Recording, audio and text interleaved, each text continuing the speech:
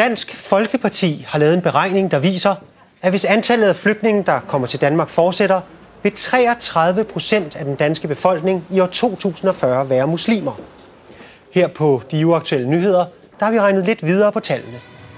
For 4 år siden var der 1 teenage-pigeband i Danmark, Creamy. I dag er der 8. Udover Creamy drejer det sig om Smalltalk, Cocktail, Femininum, Coco, Regina, Bikini og Bebop.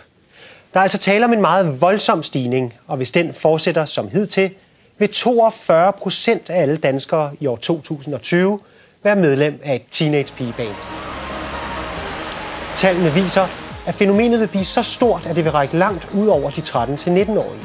For eksempel vil hver 10. folketingsmedlem være med i et teenage-pigeband. Det er lufthavnen, ikke? Ja, vi skal lige ind til Christiansborg først. Jeg skal lige hente nogle papirer. Okay.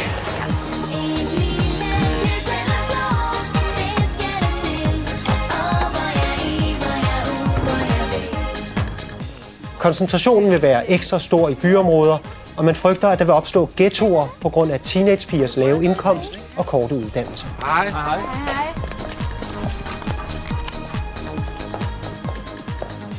Teenage-pigebands, mand. Fy for fanden.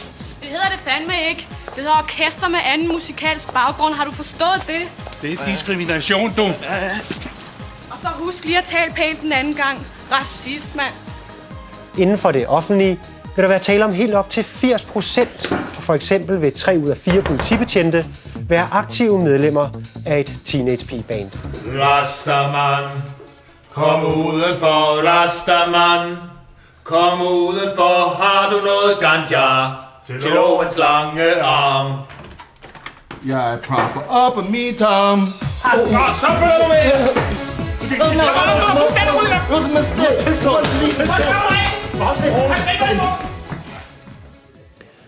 Det var i dag muligt at få en kommentar fra Dansk Folkeparti, men det lykkedes at undgå det.